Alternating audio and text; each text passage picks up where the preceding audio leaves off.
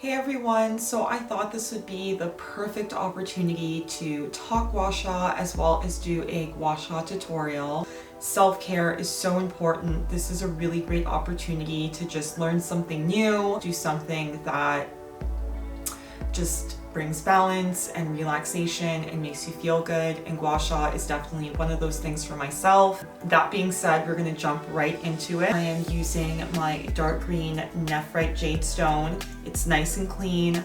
I've already gone ahead and pre-cleansed my skin, and we're also going to be using the dewy skin oil. Just something to keep in mind, the way that the technique is performed is very important.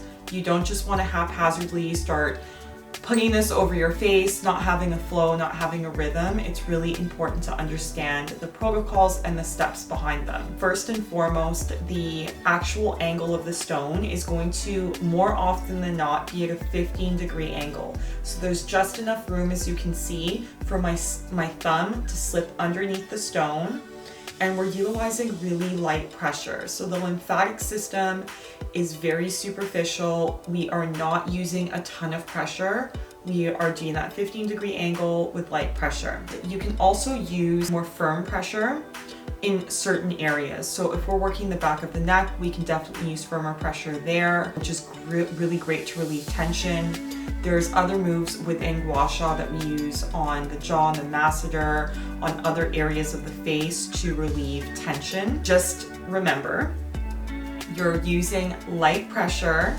The lymphatic system is superficial, but there are exceptions to that rule where you can use harder pressure if we're working out tension. Dewy skin oil, I am going to apply about 3 pumps, and I'm going to begin to warm that up by rubbing my hands together, getting that oil nice and warm. So with the oil, the most important thing is that you want to ensure that you have enough glide for the stone, but this isn't a slip and slide, okay? We don't want so much glide that the stone doesn't have a little bit of that friction with the skin. Have a towel handy and just wipe your hands just so that they're not too slippery. So before we get started, it's really important to activate your lymphatic system. So that's what we're going to start with. So you're going to take your fingertips and you're going to find your collarbone. You're going to dip your fingertips into kind of the soft kind of crease here, and you're going to start to do circular motions. And when we do these circular motions, we're gluing the fingers on and doing this. Now you're going to spock your hands, spock those fingers. You're going to place 2 fingers behind the ear, 2 fingers in front. We're going to do that on both sides. And again, gluing those fingers down, we're doing circular motions.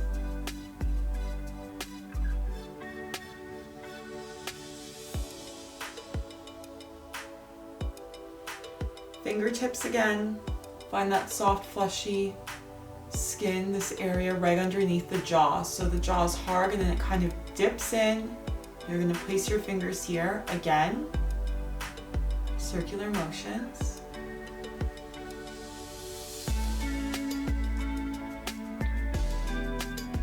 Perfect.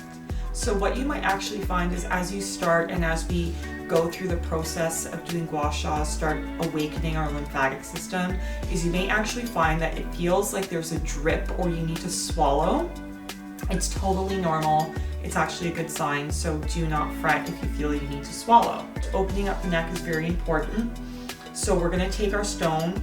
We're going to take the larger, so this is a smaller crease, this is the larger one. We're going to take the larger one and we're going to go find our spine.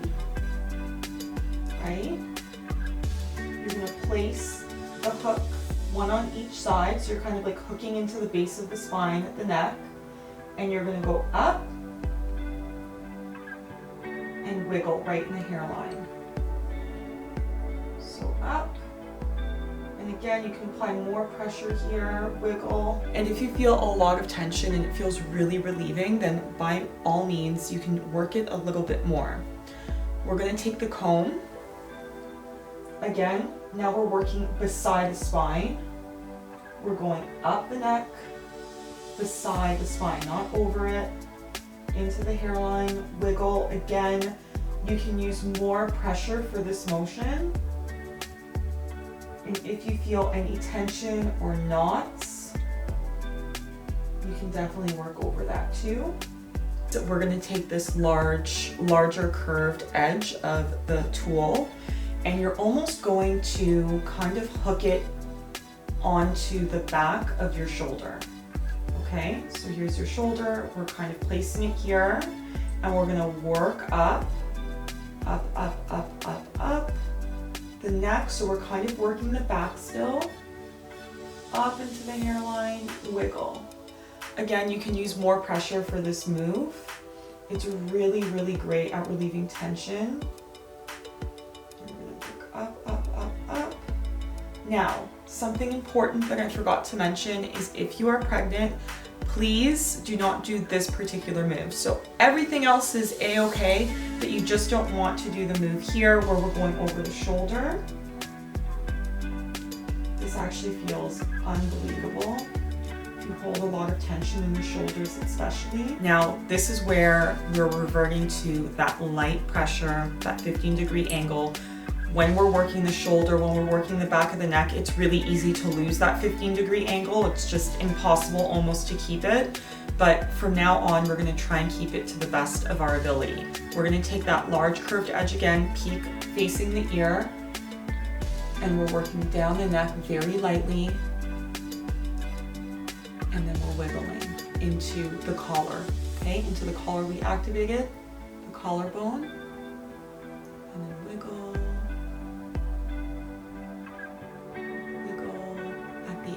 Okay guys, we're going to take that large curved area again. You're going to find the base here of the neck, and you're going to go right over your throat to the chin, very lightly again.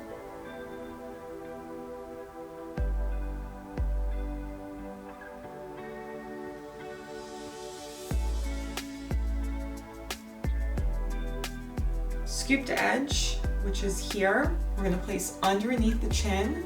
You're going to start using the support hand. I will explain that shortly. And we're going to just use it, the thumb here, to create a little bit of tension, a little bit of pull in the skin.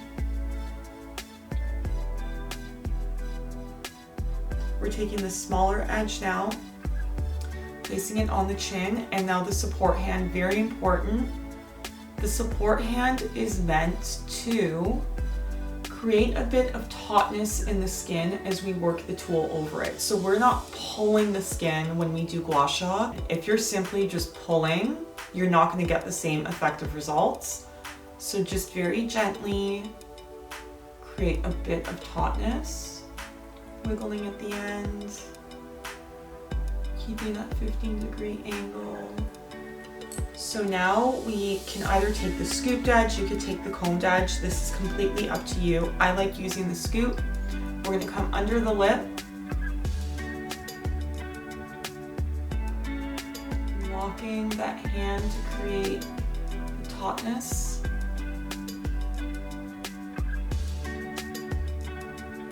Right up to the ear wiggle.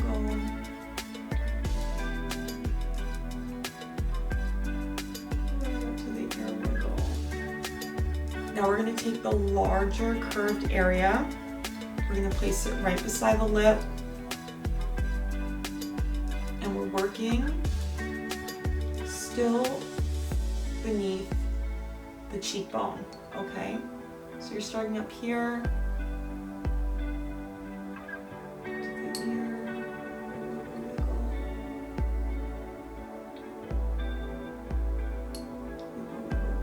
small little hooked area there.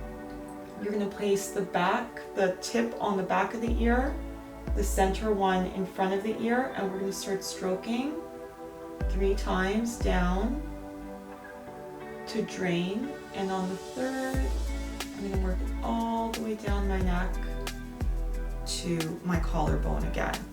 So you're going to repeat this move.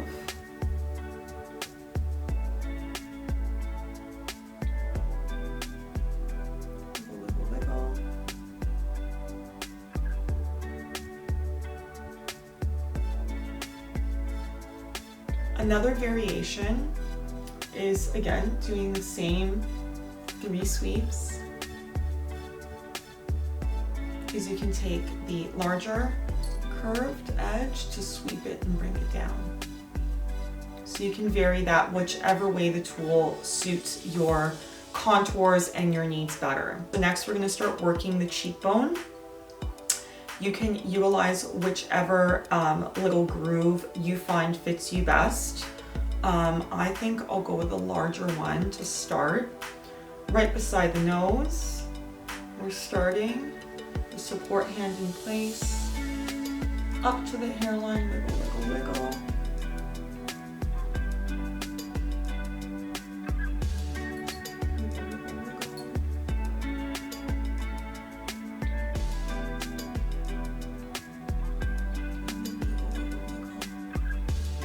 We are going to start working the eyes. This is an area a lot of people have major concerns with, whether it's dark circles, puffiness, just signs of aging. Gua Sha is fantastic for treating the under eye area.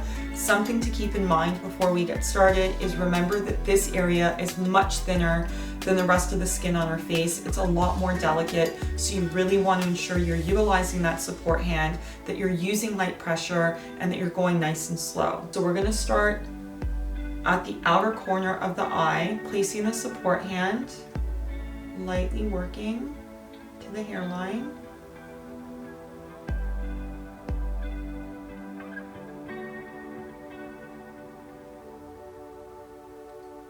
Now we're going to come to the center, do the same, working our way in, wiggle.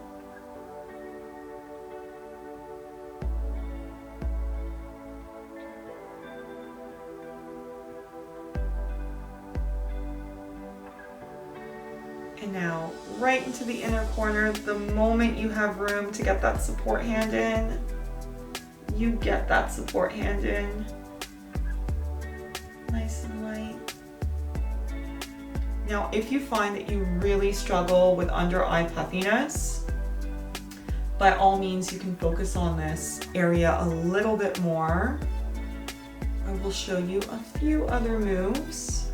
You wouldn't necessarily do all of the moves I'm about to show you in one sitting, but if you really find your eyes are really puffy and you really want to focus on them, by all means. I'll take that smaller hook, and I'm breaking the rule here a bit because we're starting at a vertical, not at a 15. We're getting right like beneath the eye, kind of hugging that cheekbone, and then we're going into that 15-degree angle, into the hairline. Another move you can do is to place the tool right into the corner of the eye. Very, very gently sweep down and then up the cheekbone. So you're kind of doing like a Nike swoosh. We are going to start working the forehead. So we're going to start at the outer corner here, working into the hairline. I like using my other hand kind of to follow the tool. I just find it feels a little bit better. The forehead, obviously, it's a much harder area. We don't really have fat in this area, but there's so much tension that is held here. We're so expressive within our foreheads. Our brows hold a lot of tension as well. So it's definitely an area you do want to focus on. So we're just working into the hairline, doing a bit of a wiggle. Another variation, if you kind of want to iron it out, is you can anchor one finger on the brow so you create that tautness in the skin and work your way like this. You can even use the combed edge if you desire. It really is up to you which edge you would like to use for this particular move. Another variation is using the curve. So you can actually use the curve, hook right underneath the brow and the orbital bone, and bring it up. And this covers a lot more surface area. Love this move, it feels fantastic. And we're just bringing that circulation, that flow into this area. For the center of the forehead, we all know we have issues with our 11s, whether we furrow a lot, squint a lot. So we're gonna work on that. I'm using the scoop. And I like to do about like 3 little shorter moves, like so, and then move up.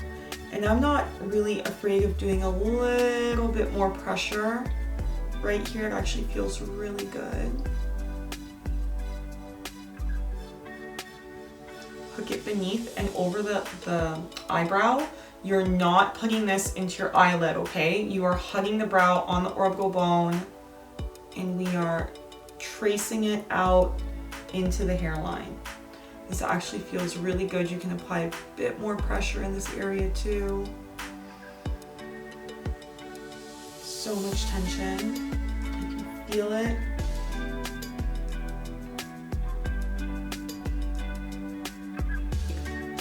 The combed edge or the smooth edge, whichever, or the scoop edge, and go right over the brow. You really don't need too much pressure in this area because it is quite tender. This does feel amazing. You can take the tip and actually work it right underneath the brow.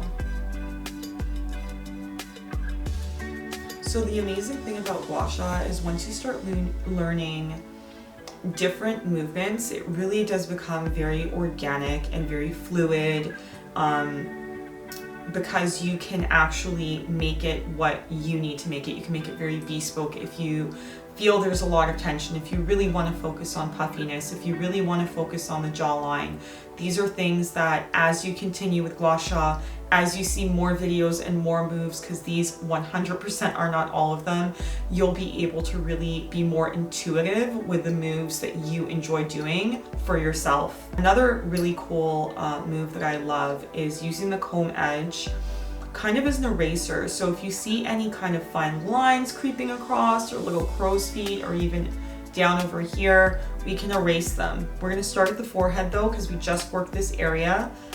So if I have like little fine lines here that are bugging me, we're cross-hatching very, very lightly. Very lightly. We're not pushing down, very light cross-hatching. And you can just work, like you can get into your 11s if you have lines there. Whatever it might be, just cross-hatch, focus lightly. Now to finish, we're going to swipe this across right to the hairline, bring the tool down, turn it, and work it down the neck. So we're doing a beautiful sweeping motion, draining.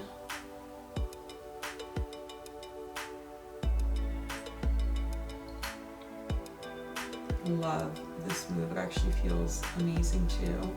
You don't necessarily need a support hand for this one. Wiggle, wiggle. I also really enjoy taking it, kind of hooking it like this, hook on a 15, and bring it down this way.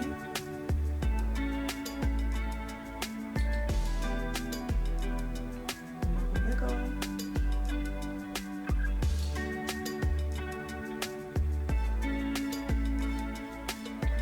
And if you wish, if you want to do that move on either side of the ear, this is such an amazing move for drainage. You can repeat and do this move again.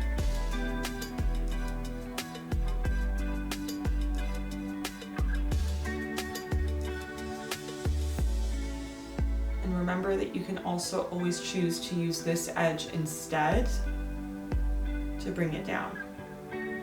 Next, if you have time and if you want to continue, I really enjoy doing lifting motions. So what you're going to do is you're going to take the larger edge, we're going to place our hand beneath our collarbone, place the tool beneath it, run it over the collarbone, up the neck, over the jaw, and stop. And this is definitely where that 15-degree angle isn't always going to come into play. The support hand isn't going to always come into play. And this hand on my collarbone right now is really there to just create a little bit of tautness in the skin. If you have a very pronounced collarbone, you can start over top of it. And again, working our way up. Next, we're going to, again, take the tool. I like putting the peak inwards for this. Starting beneath the jawline, bring it up. So you hit right under the cheekbone and then turn it and up into the hairline. Wiggle. These feel so amazing. And I have been talking a lot, so because I'm talking and because I'm doing a tutorial, I'm working through this a little bit slower. You always want to have intention in your movements. You don't want to rush through them. I don't even recommend really talking while you're doing Gua Sha, because the point is to promote that lymphatic drainage, that relaxation, release that tension. So if you're constantly talking and moving, especially your jaw, you're just not going to get the results I feel that one would get if you just focused. And I will be sharing more videos on releasing that jaw tension, because we hold so much of it here. And tension that's held within the neck and within the face, it really impacts on how your face rests naturally. So if you're not also focusing on releasing tension, then over time you may not see the results you're looking for. This is still beautiful what we're doing today, and it's still very effective. This is usually my daily go-to. Looking at the side, I notice here you can even do some of this if you wish, if you have like sinus issues. And kind of running it this way. Kind of like sculpting my cheek a bit.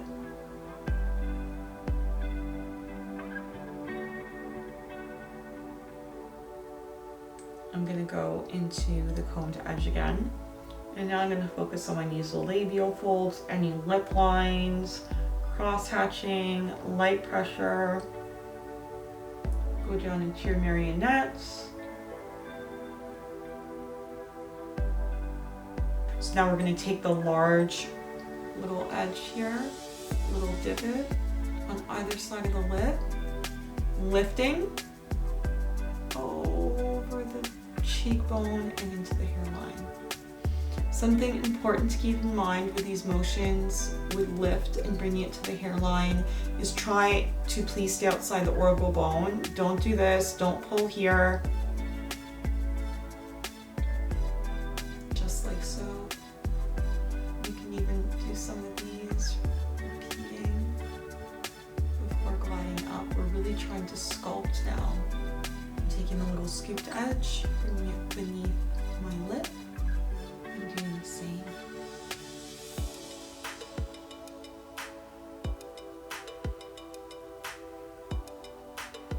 Up.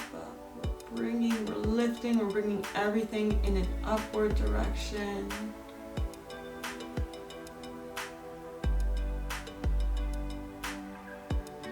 Alright, so that's a routine that included some tension release for the back of the neck, lots of drainage, lots of sculpting moves as well. Like I mentioned, the more accustomed that you become to this, the more familiar you get with the moves, you're definitely going to start to be able to be a little bit more bespoke, do things that feel right for you, that target your concerns. It really is an amazing practice because you can be really fluid with it and just make it work for you. After doing Gua Sha is you're going to repeat everything you did on one side, you're going to mirror it on the other side, okay? Repeat everything. The only thing that you do not need to repeat is those opening moves where we're doing circular motions. Once you're finished, you can wash your face, proceed with your skincare, drink plenty of water. This is so important. Water, water, water, drink plenty of it. Rest, relax, and I hope you enjoy. If you have any questions, please share down below, and I look forward to doing more of these for you. Have a good day.